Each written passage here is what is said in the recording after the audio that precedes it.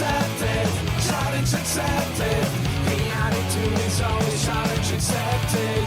Challenge accepted, challenge accepted. Reality is always challenge accepted.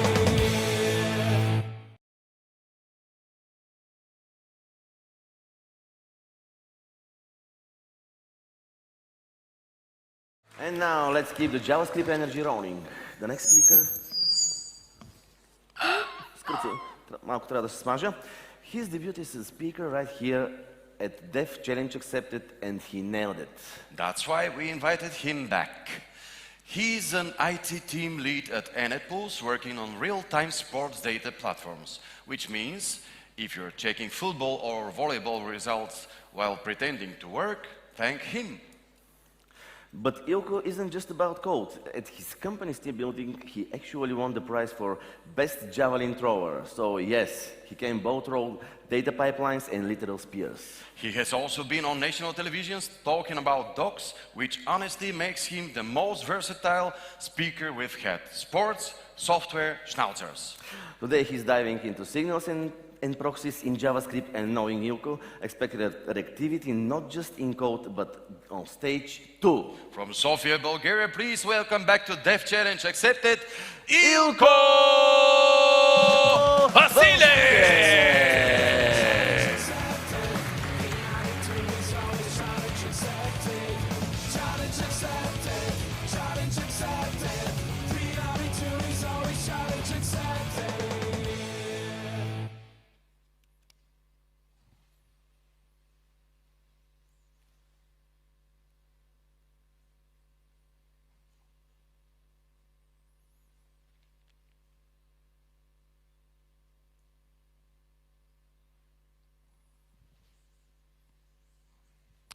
Okay, I think we are good now. Thank you very much for the introduction. Also, great presentation by Krasi. It ties in actually really well with what I'm going to talk about today. And yeah, as the guy said, this is my second time presenting here. Last year was my first. So before I start, I actually have a question. Who was here last year? Okay, so if you, yeah. If you listened to my talk last year, you probably remember, or I will remind you, that I had some chocolates with me on stage that I threw at people that answered my questions. Don't worry, I don't have chocolates this year, but I do have some t-shirts that I want to give out to people that answer some of my questions during my talk. So if you're interested, feel free to raise your hand and I will try to spot you so you can answer my questions. Okay. So what I'm going to talk about today is JavaScript signals and, of course, proxies, because we need to have a comparison between the two. And as it says in the title, it's, for me at least, a good starting point to unite JavaScript developers, because as I think we can all agree, we are a bit of a dysfunctional group of people in the JavaScript community. Basically, everyone has their own opinion and technology that they prefer to use. But there is no one single truth, let's say, in JavaScript. So a little bit about myself. My name is Ilko. I'm an IT team lead at Enetpulse. As the guy said, my team specializes in gathering real-time sports data and then providing it to clients. That's basically it, not going to go into too much detail.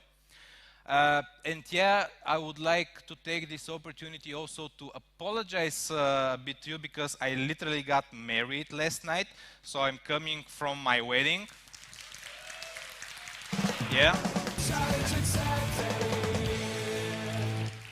Thank you very much. And also, I would like you to applaud again, because my wife is in the audience, so I'd like a huge round of applause of her as well.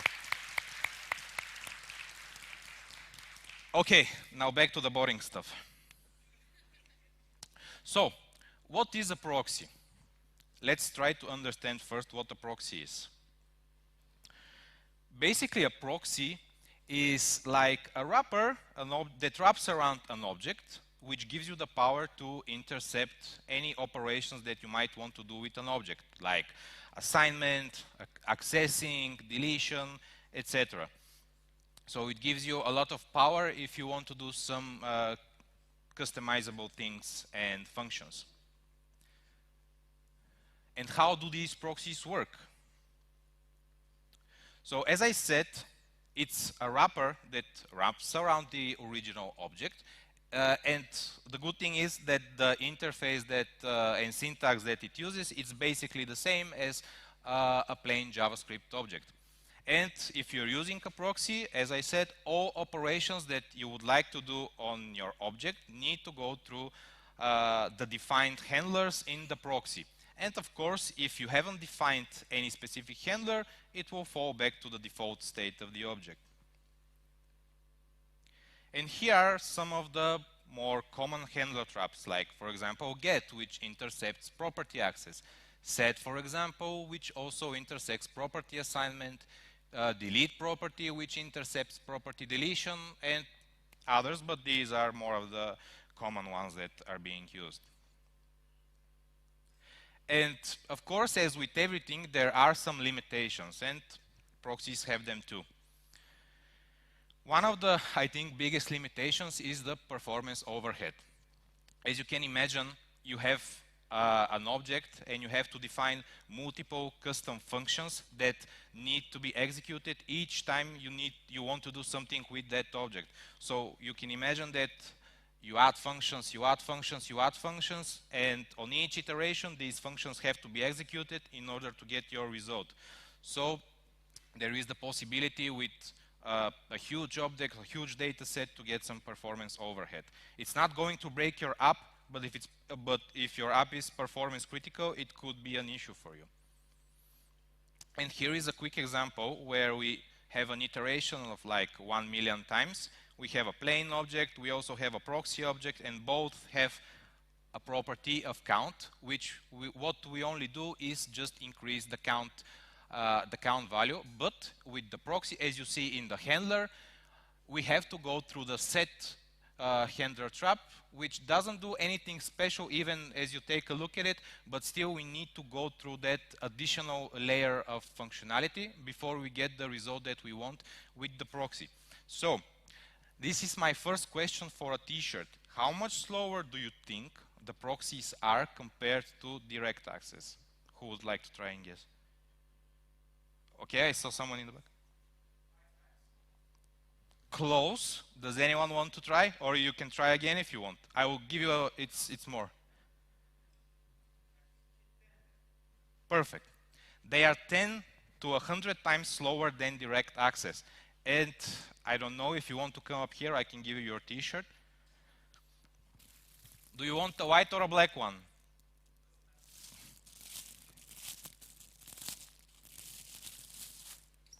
Here you go. So yeah, they could be 10 to 100. Yeah, good job. It's not that scary. You see, I've made the questions quite easy. I want to give out these t-shirts. I don't want to wear them at home anymore. So yeah, I cleaned them. Don't worry. So yeah, and why is that? Why are they so much slower even in this very simple example? Because as we said, we need to invoke these handler traps every time, and you can imagine that over 1 million times it could get quite a bit of work that needs to be done. Some other limitations are deep reactivity. With proxies, you can only intercept top-level property access. If you want to intercept nested levels, you need to do some recursive functionalities in order to get that functionality. And also, you cannot proxy primitives. As we said, a proxy is a wrapper, basically an object that wraps around another object. So you can only, of course, proxy object, arrays, and functions, because as we know, arrays and functions at the root level are still objects in JavaScript, so you can proxy an array or a function. And some real use cases for proxies. For example, Vue still uses proxies for their reactivity system, but they are planning to change that using Vapor mode, hopefully soon. And signals, by the way. Okay, so now that we understand a bit proxies, let's talk about signals, which, unlike proxies that intercept object operations, signals are basically a fine-grained dependency tracking primitives. You can you can think of a signal as a special kind of variable that tells everyone who uses it whenever its value changes. And let's see how they work. For example, they have automatic dependency tracking. Here in our example, we can see we have a state of first name, last name, and middle name, and also a computed state for the full name. And basically what auto-tracking dependency does is that a computed signal automatically discovers any other signal states that it's dependent on. For example, full name is dependent on first name and last name, and it only gets invalidated whenever one of the values for either, in this case, first name or last name changes. So my question here is, what would happen? What do you think would happen if we change the value of middle name, knowing what auto-dependency tracking is and what full name consists of? What do you think would happen? Who said nothing? You? Okay, I don't have any more t-shirts. Okay, yeah, nothing. You can come and collect your t-shirt from the taxman.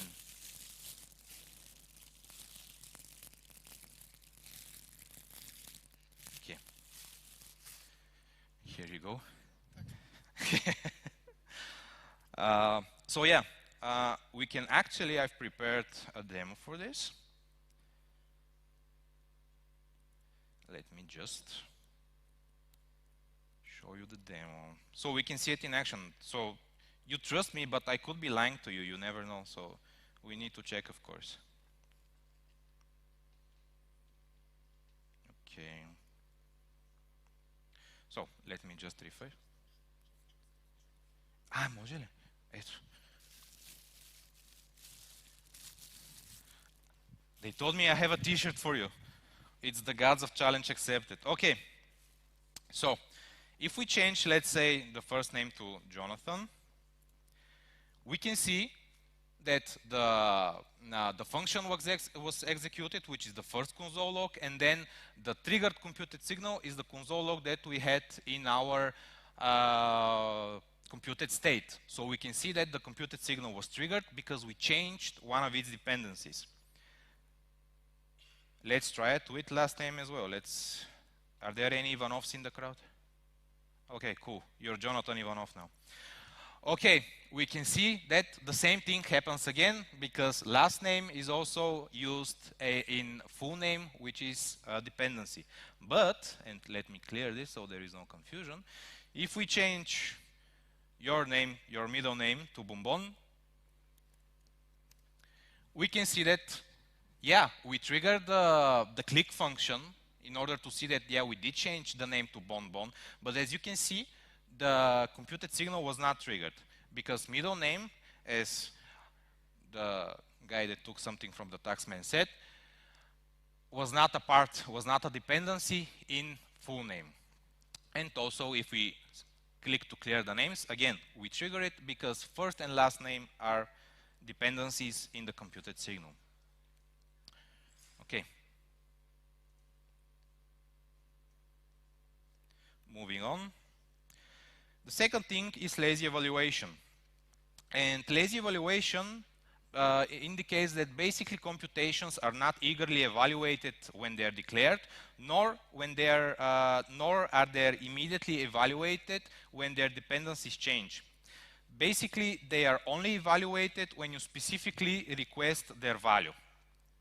And as you can see again, we have a count signal, a double computed state which doubles the count, and an increase count function which increases the count, of course, and specifically requests the value of the double computed signal. So again, for another t-shirt, what do you think would happen when we load the application knowing lazy evaluation in our example? Who said nothing? You? Yeah? I mean, hopefully you are correct. Again, we'll need to check and see. But I know the guy that wrote the code. I think you are going to be correct. Okay, let's quickly try to show the example. Okay, this is our last one. So 1, 2, 3. Cool, you don't have to give your t-shirt back. But yeah, as we said in our example, we don't request the value of the computed signal in any part of our application when it loads. We just declare it and change its value when we do something else. But now if I click the increase count, you can see now that the console log in the computed signal is being shown, because as you remember, in our function, we use double.get, and this is specifically requesting the value at this point when we click increase count, and that's why at the beginning of the application when we load it, it doesn't happen. We don't see the console log. Another thing about signals is that they have memoization, and I'm guessing you probably figured it out, but it's basically the same as basic JavaScript memoization.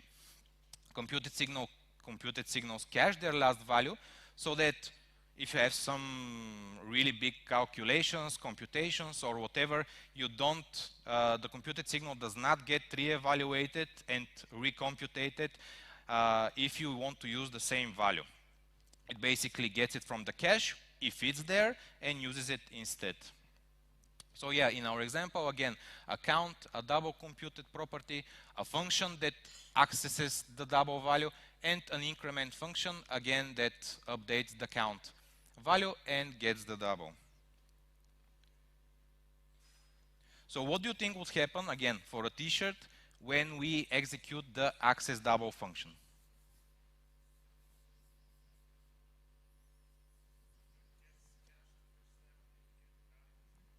Look, let me try to rephrase it. Which console logs do you think we will see when we execute the function? Okay, maybe that was a bit too tricky of a question. I probably didn't phrase it too well, but let's see what happens. Okay. So again, when we load the application, nothing happens because of lazy evaluation. Now, this triggers the increment function, this triggers the double function. If we look at our example, this is our increment function, this is our double function. So let's click increment. Everything, all of the console logs appear because, did you say it? It will get shown. I will take it as a correct answer, so you can come here and I can give you your t-shirt. But yeah, since this is the first time we are calculating this value, here you go. Since this is the first time we are calculating this value, it's not part of the cache. As my colleague said, it's not part of the cache, so basically we need, don't look at that. So yeah, we get and see all of these logs because we need to do all the calculations. But now, let me clear this so you don't get confused about my skills. So now, if I click access double, which does not increment the value, but only gets it, we can see that we only get the access value console log. We don't do any computations, we don't increase anything, because it's already in the cache and we get it from there. So that's memoization in signals. And last but not least, signals have very efficient updates. So when a signal changes, the good thing about it that it only notifies its dependence. For example, there is no VDOM diffing like in Vue, for example. Signals keep an internal dependency graph where the nodes are the states, the edges are the computations and effects, and when one node changes, only its dependent nodes or connected nodes are notified and updated. We don't update the whole dependency graph as maybe we will do with VDOM diffing. So if you want efficient and fast updates, it's very good for that as well. So why signals? Well, the goal of signals is basically to provide infrastructure for managing complex application state so that the developers can focus more on the business logic rather than doing some traditional repetitive code and worrying about state. And they basically address the challenges of traditional reactivity by offering granular control, updates only where necessary. As we said, the whole dependency graph does not get updated or re-rendered. It only re-renders the parts where it needs to. Better performance, less overhead compared to virtual DOM diffing, which enables faster UI updates, and also less code from your framework. Simpler debugging. This is planned to be a part of the JavaScript API, which gives the opportunity for web browsers to integrate it in their DevTools, which could make it much easier to debug without having to install some other dependencies exactly for that or specifically for that. And last but not least, and actually this is my favorite part, and also why I called the topic a way to unite JavaScript developers, because it will be framework agnostic. Basically, it could work like a universal primitive for reactivity, reducing the need for specific boilerplate from specific frameworks and improving interoperability. And what is that? Is basically that you can have a complex application with a lot of microservices that use, as Krasi would probably use React, some other microservice could use Angular, Vue, whatever, and currently, or if you don't do something custom, or there is maybe something that I don't know yet, but you need to handle your state based on each framework's specific cases. But if you use signals, you can have one source of state management which can be used throughout all your microservices and throughout all different frameworks, and I think this is really cool because you can use the good parts of each that you like and that are for your specific case from each framework, but still have a single source for state management.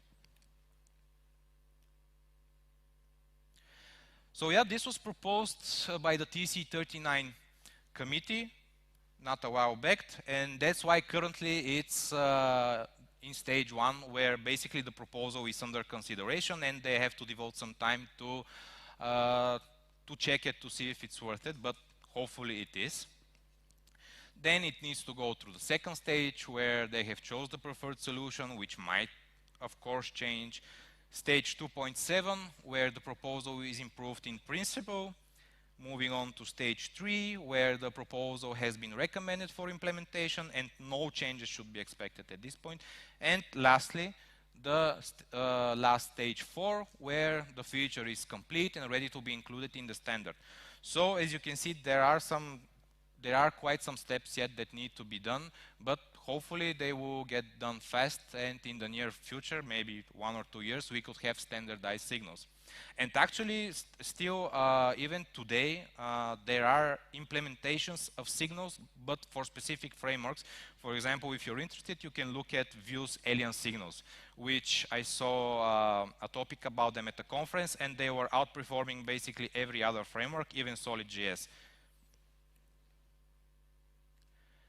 So let's try to wrap things up a bit. What are some of the key differences between proxies and signals? And we need to understand that this is not a topic that says choose signals over proxies. It's basically you need to understand what you need to do, what your job is, and choose the best tool for it. And also the good thing is that they can complement each other and work together to build, if you need some low-level handling of data and objects. So, to recap, JavaScript proxies, intercept and customized object operations. They are broad, synchronous, and imperative. Krasi already said what imperative means. You give exact instructions in order to get the result that you want. It requires custom and recursive logic for deep reactivity and dependency tracking, and it can have performance overhead. And signals. They manage reactive state without automatic updates. The API is more simple and declarative. You just express what you want to achieve, but not specifically tell it how to achieve it. It also has built-in automatic dependency tracking and memoization, and it's optimized for minimal and precise updates. So, when to choose which? As I said, the choice is strictly up to you and your use case. But to give some examples for proxies, if you really need a low-level interception of objects and you really need to do some custom validation, logging, let's say, some other things, but at a really low level, then yeah, you would need to choose proxies for this. And also if you want to build a reactive system where the entire object graph needs to be observed and the performance is not critical. And for signals, as we said, if you want fine-grained interactivity, optimized, highly optimized, precise updates to the UI, if your application is performance critical, if you want foundation and one place for your state management, you can even build a state management library with it. And again, last but not least, and actually my favorite, that it's cross-framework. It can leverage the potential of a native browser and become a primitive for reactivity, basically. So yeah, this was it. Thank you for answering my questions and yeah, listening to my talk. And if you want, you can check out the demo code. I still need to push some things, don't worry about it. Working in production. And yeah, if you want to connect with me, feel free to connect with me. These are my social media, so thank you. Thank you. Thank you, Ilko. Do we have any questions? There is a question there. Do we have, yeah? There is the question. 5, 4, 3. Don't worry. Hello, thank you for the presentation, firstly. No. I just wanted to ask your opinion on the usage of signals in micro frontend applications. In what applications? Micro frontend. Yeah, I think it would be really helpful because you can have the signals become your one source of state management for activity, and you can use it throughout your micro frontend. So I think that would be really cool and a really good use case for it. So yeah, I think it would be highly cool and good to use it like that. Thank you. Is there another question? Careful, t-shirt. You Don't worry about the time. There are no lightning talk speakers. I didn't know I can do that. I would have thrown. No, I have PTSD from last year. Please, one question for the. Who wants to get thrown at the face with a t-shirt? Is the question. Is the question. That is the question. Where? Jesus Christ.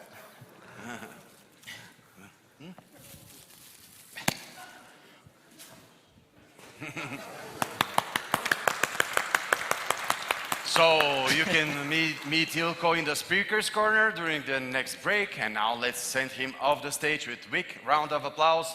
Ilko Valchev!